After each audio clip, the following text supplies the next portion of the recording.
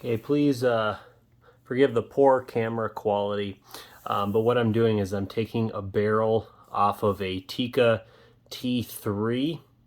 It's about a 15-year-old rifle.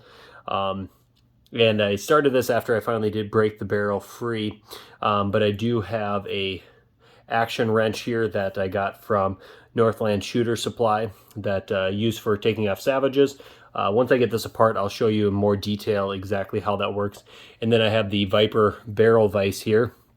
The barrel was slipping in there, so I took a piece of fuel line hose.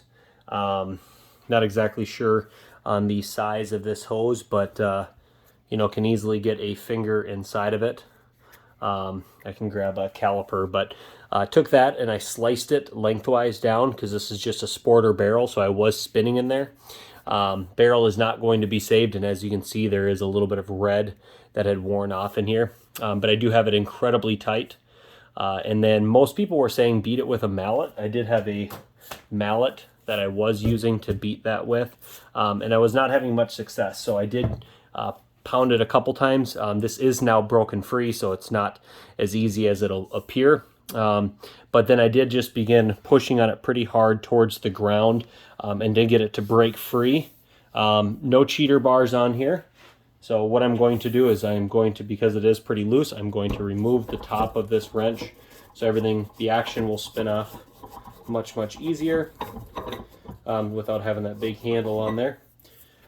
As you can see as well, there's some foam I put in here on the top. I'll show you once I get everything apart what everything kind of looks like here. So let's go ahead and take this apart. I did soak it for about 2 weeks, and as I'm taking this apart, you're seeing the first time as what the oil does appear to have made it all the way through the threads, which I'm super surprised about. I'll grab the camera here and bring it closer.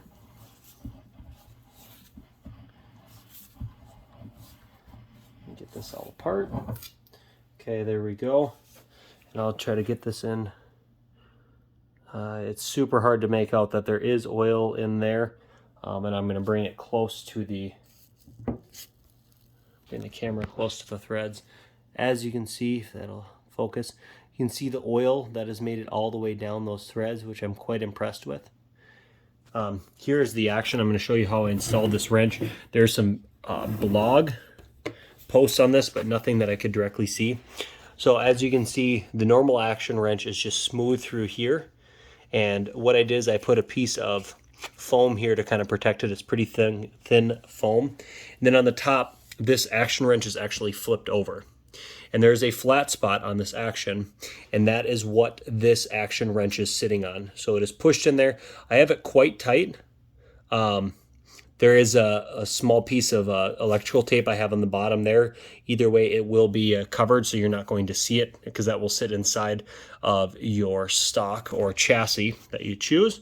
But nonetheless, surprisingly much easier to snap this free than the blog posts were making it out.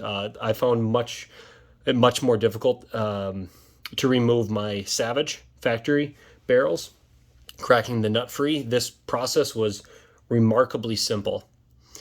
So if you are struggling with this, I know others have used heat. I did not have to use heat, but I did soak it with WD-40 and PB Blaster. I know there's other liquids that can be used, but I let it soak. It had to have been at least 2 weeks, and did try to break this barrel free without. So I will begin installing this. There's going to be a bunch of videos on head spacing barrels, but I will be doing that in a moment.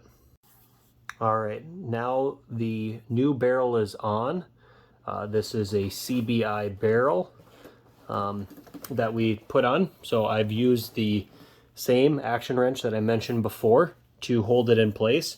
And then the Tim, I'm drawing a blank on the name of the company. I will put it in this comment below, but had that barrel machined with his own barrel nut and this tool. Outstanding, a significant upgrade from what is on Savages, because then you can actually use the barrel vise versus the Savage. Many of those barrel nut wrenches need to slide down the barrel, so this is a huge upgrade. I have headspaced this already, so what I'm going to do is I'm going to remove this handle. And We'll take that off here, and I will remove the action wrench. And kind of pointless to be showing this in the video, but nonetheless we're going to do it.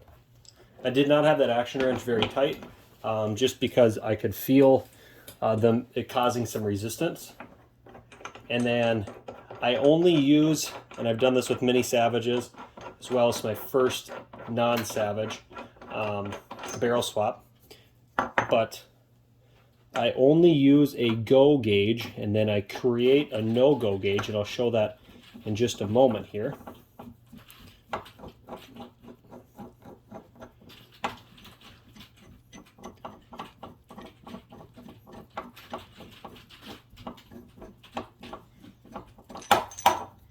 There we go.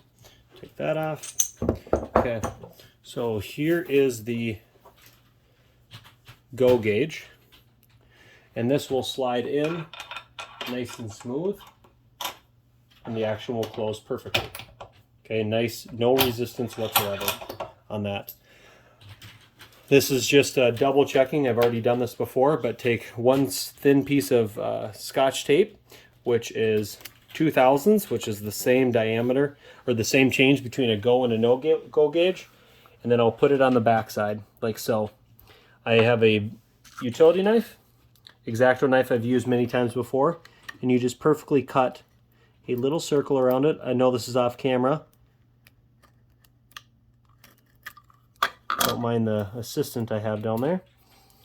So now what I have is a perfectly cut piece around there. Nothing hanging over the sides. And I will insert that. And when I attempt to close this, no go. I know the handle is not there, so cannot close it. So there we go, perfectly head-spaced rifle, ready to go.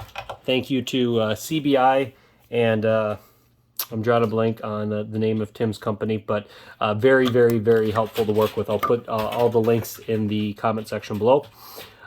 Perfect, thanks for watching. If you have any questions, be sure to let me know.